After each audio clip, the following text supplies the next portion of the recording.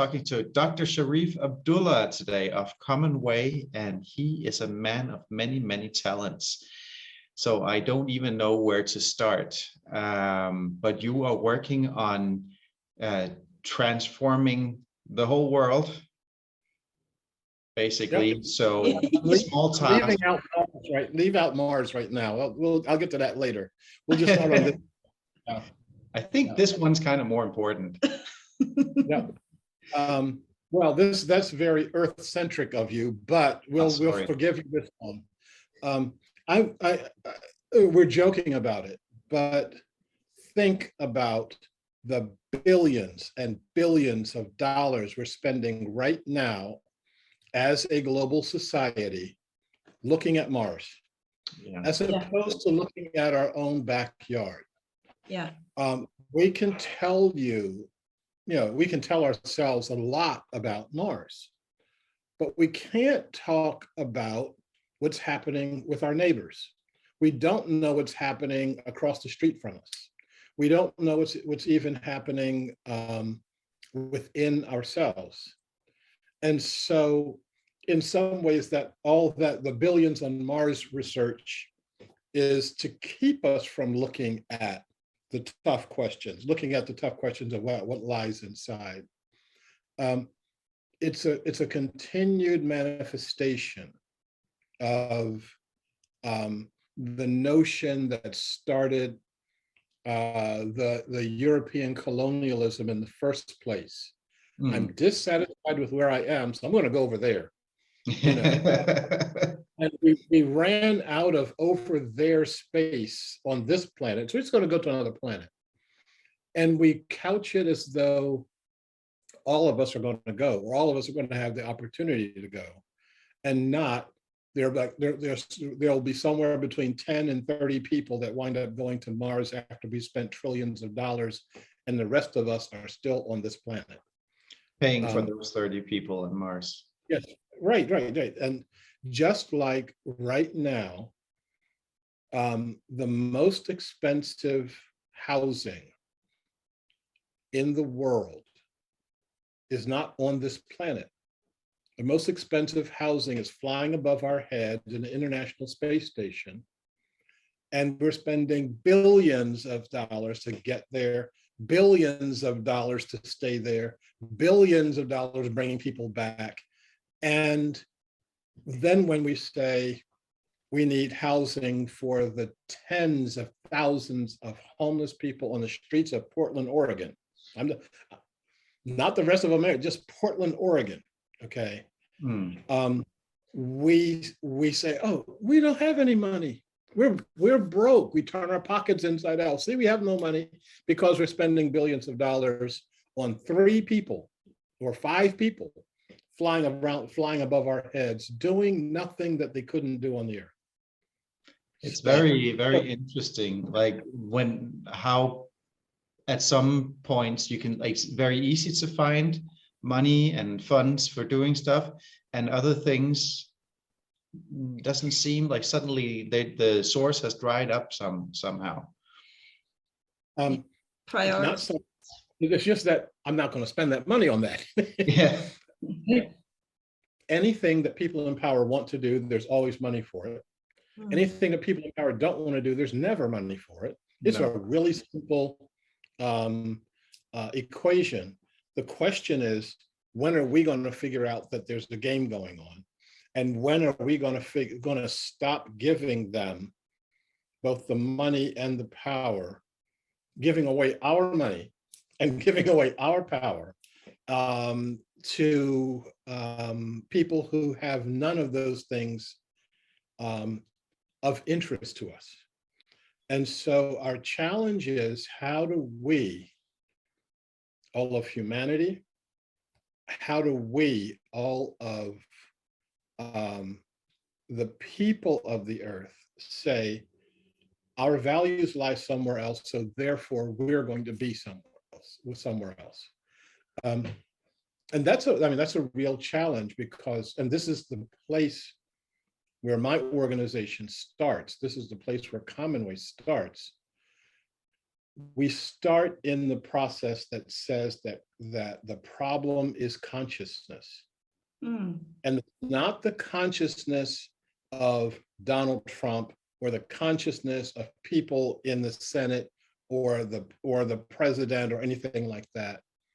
The consciousness is my consciousness that keeps that system going, your consciousness that keeps that system going.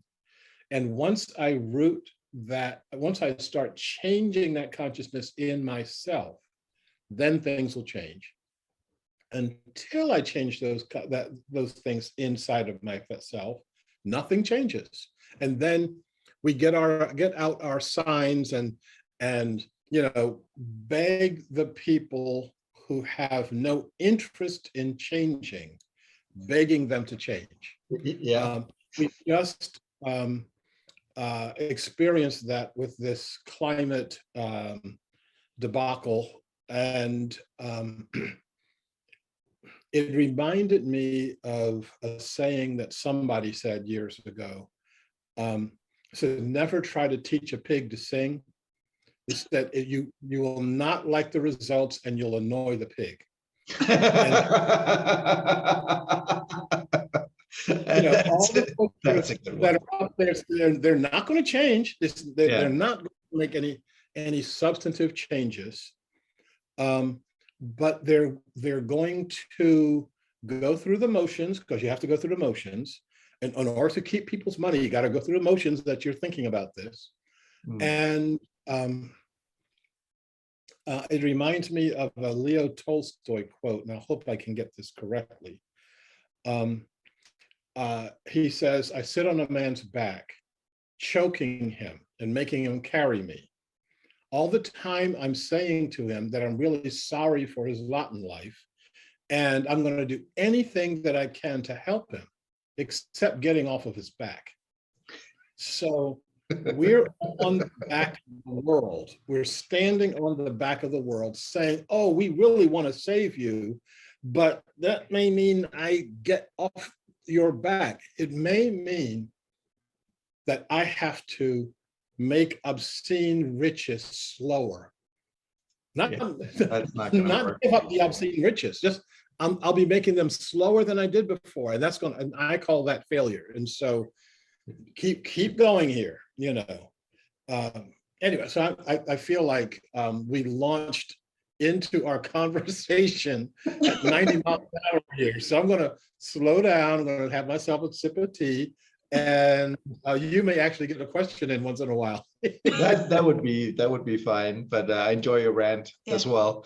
It's awesome. But the thing is, when you have become awake to these issues at this level, and we have a long time ago, it seems. A long time ago, it seems, and we are now awake to some issues on some level. But when we need this full societal transformation, and though we may have different ideas about what that entails, we need at least a substantial amount of other people to also wake up, to withdraw their attention, whether that be in a financial way or just mental soul level, withdraw that attention from those structures that want to exploit them and divert that attention to constructive endeavors such as the one you're undertaking with Commonwealth.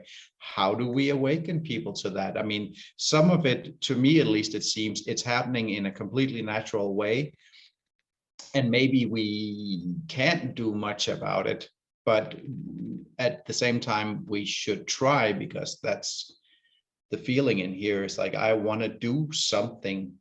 So how do we do it, according to you, at least, Shariff? Well, I'm glad we have 3 or 4 hours together to talk right now. Actually, well, we could just do a couple of episodes. Okay, right, exactly. I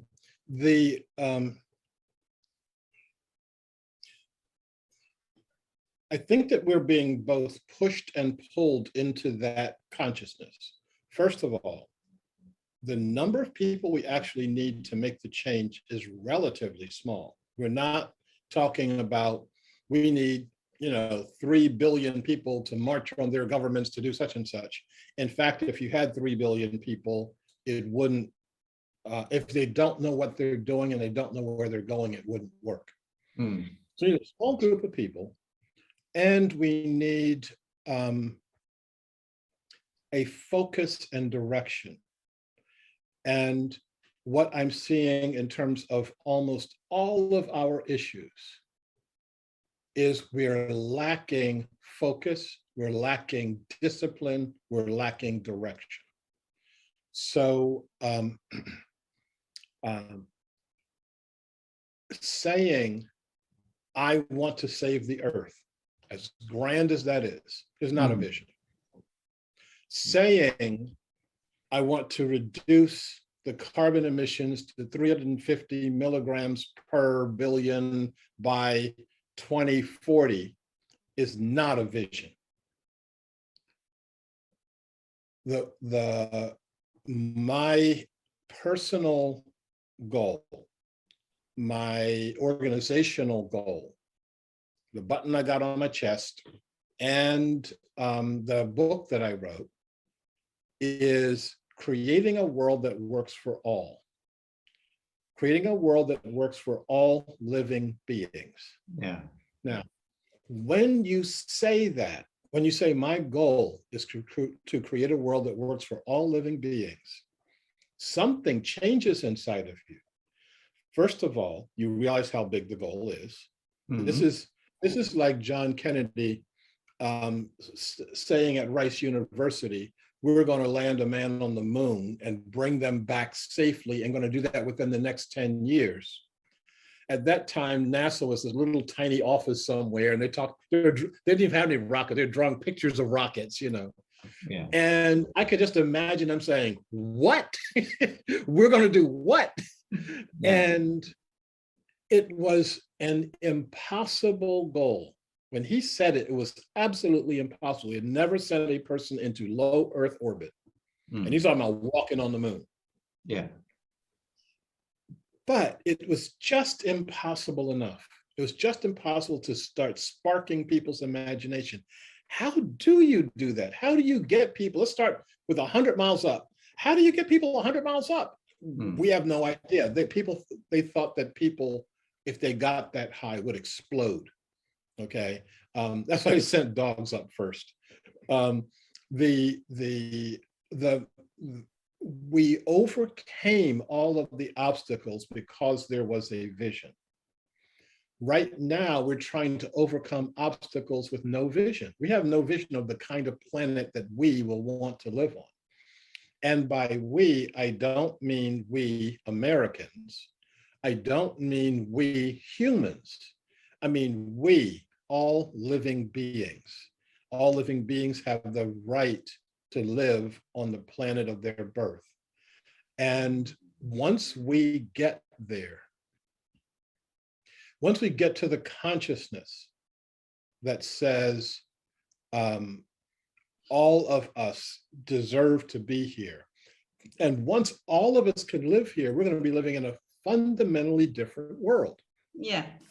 Once we get there, we are going to, the consciousness that gave us we are separate, once it stops clouding our mind, we're going to start seeing what the real potential for human development really is. The insanity of that, actually, the insanity of the reverse of that goal, like that it's even possible that should not be a given fact, that is the truth, that we all equally deserve to be here. I mean, that is a possibility, is insanity, that it's like that the opposite could be true. Think back 100 years, 150 years, 200 years. You and I would not be having this conversation.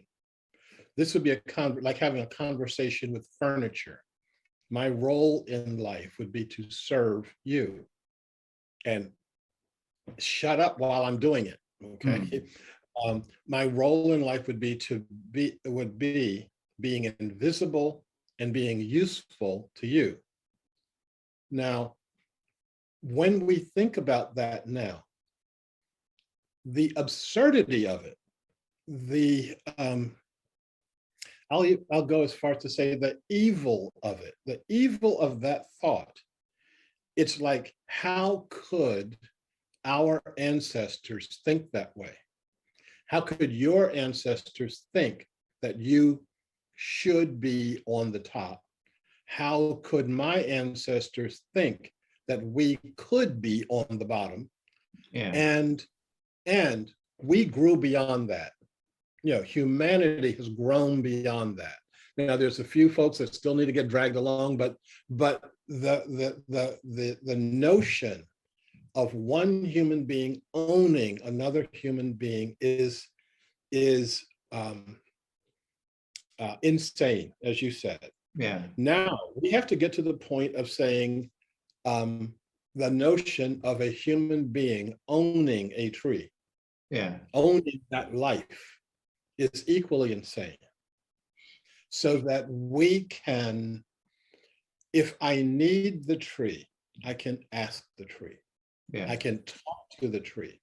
I can ask it, what can I do? What should I do?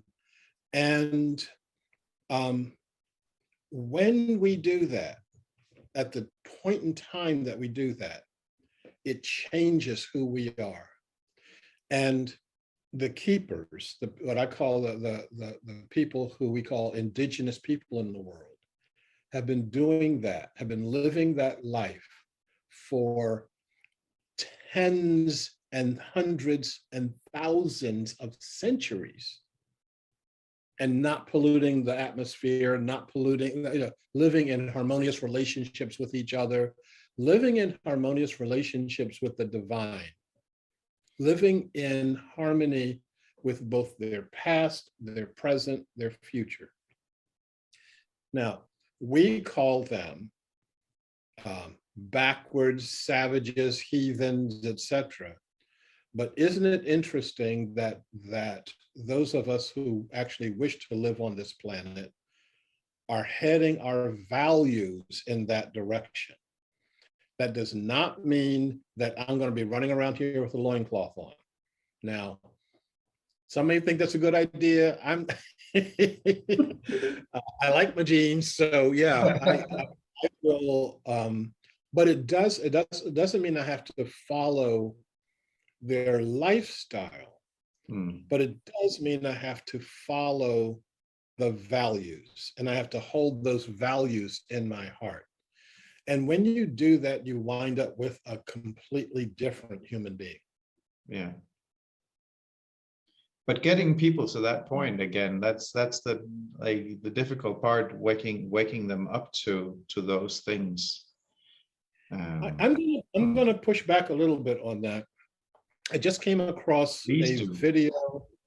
I'm gonna make a note to get this to you. This is a video I just saw a couple of days ago, and I'm still processing it. And it's talking about people. It's a movement in Japan called lying flat. I don't know if you've heard about it. I haven't come across that yet. But it's thousands and tens of thousands of young people who basically have opted out of the society. They don't have jobs. They live in these tiny little cubicles. There are these places where you can rent a cubicle, and it's like a comic book store, and you can just read comic books all day long, all night long. It's your cubicle.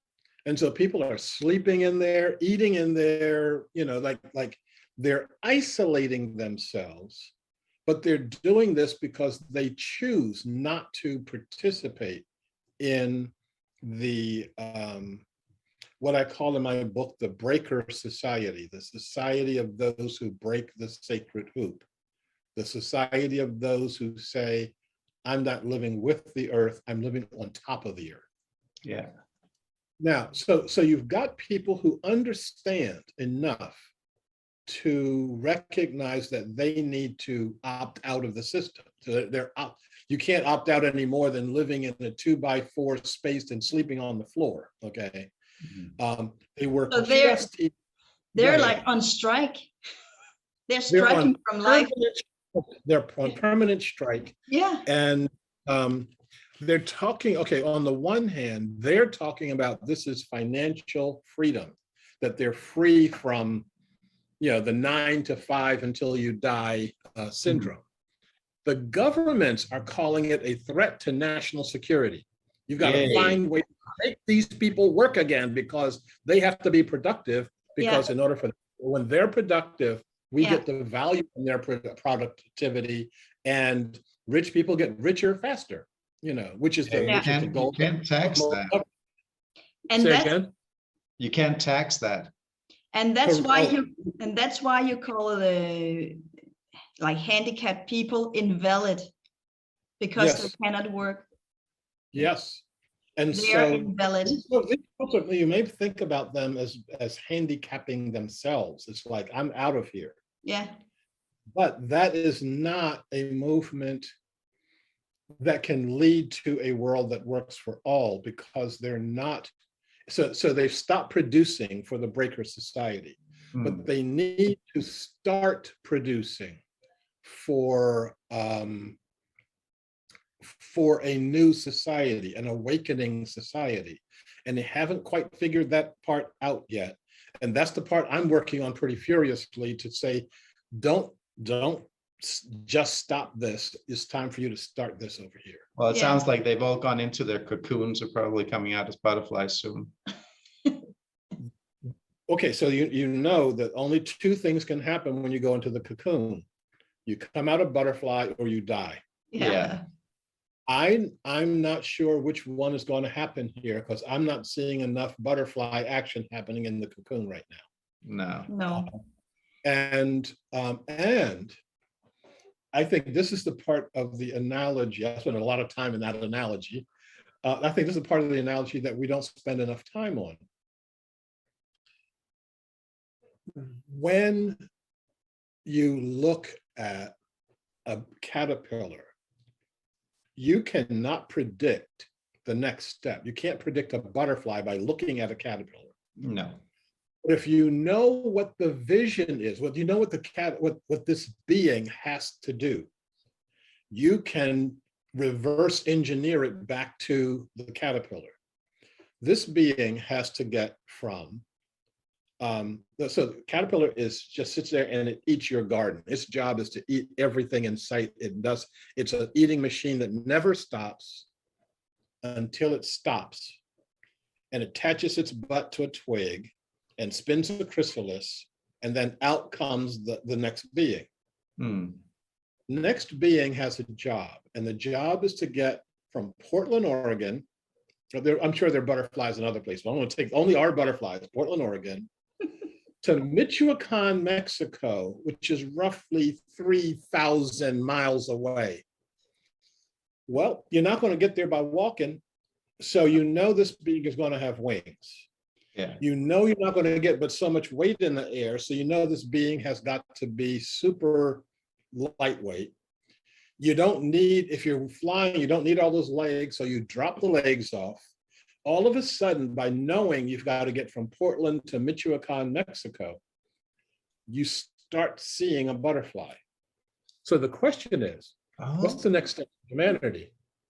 And because we can start seeing what our politics looks like, what our economy looks like, we can start seeing what our spiritual lives look like.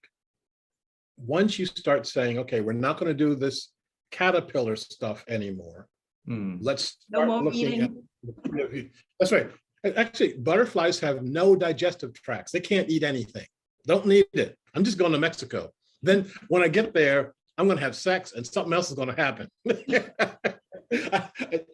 and you trust the universe that all those steps are going to be taken care of. Okay. So one of the things that I believe that we as human beings will do is we are going to blend and ignore the distinctions that we were told were so prevalent in our lives.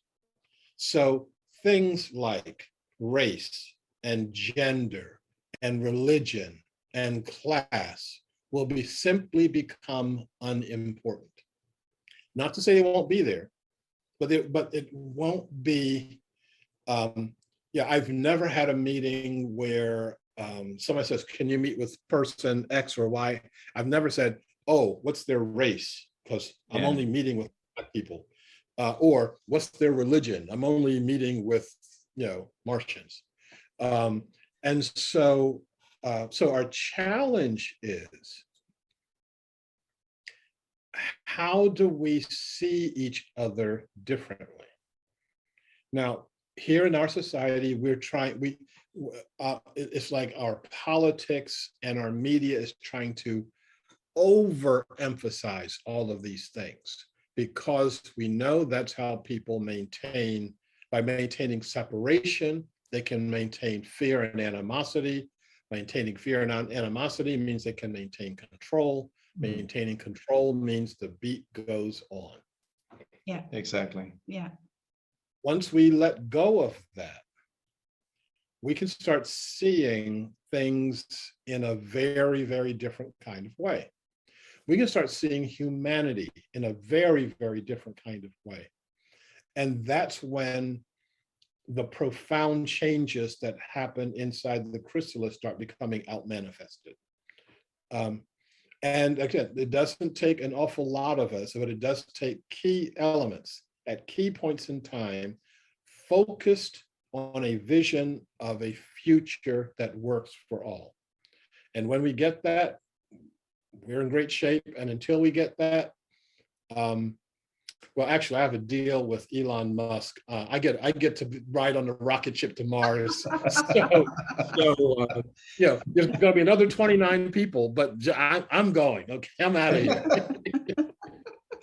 You're gonna do your butterflying on Mars. There you go. Yeah, why not? Yeah, I'm sure there are butterflies up there waiting for me. Yeah. I actually wrote about this, and this is on the serious side. I wound up writing a piece of speculative fiction. This is the first fiction I've ever written, and it's based on humanity going through all the trials and tribulations that are waiting for us, called the upheavals. But we come out of the upheavals okay. And so the question is, how do we do this? So these people 100 years in the future commission a study, how do we make it through this 100 years? And how do we make it to a world that doesn't have violence anymore? How do we make it to a world that doesn't have hunger anymore? How do we make it to a world where people are living in peace and harmony and the earth is healing itself? One of the ways that we do that, according to the book, is developing this these things called awakening centers to awaken the human capacity for connection, awaken the human capacity for connection, not just with each other, but with all of nature, etc. Why in the world do we need a government if all of us are on the same telepathic frequency? Why do we need an economics based on scarcity when all of us are getting our basic needs filled and fed? If I don't know how to feed myself, I'll be eating trash and poison and thinking that it's candy. I'll be promising that we're going to take care of this and that and the other while trying to line my pockets. Once I get to let go of that, you get to see who I am truly, and you get to see who you are truly, and we get to experience each other on a fundamentally different level. That's our future. Now, for some of us, and I would say, in my travels, folks in Europe are light years ahead of us here in United States, you've already faced some issues. You've already handled some situations. You need to, you will go through your upheavals, but you're going to have a better, you'll be starting from a better place, okay? Hey, thanks for watching. If you liked what you just saw, head on over to whoselifeisitsummit.com/podcast, where you can find full-length episodes as well as in audio format, and we do a lot of other cool stuff. You can hang out with us and other like-minded individuals who want to create a world that works for everyone, and we do that on our platform where we can chat, and we have Q&As and exclusive interviews as well. So there's so much to get over there. So come on over and play with us.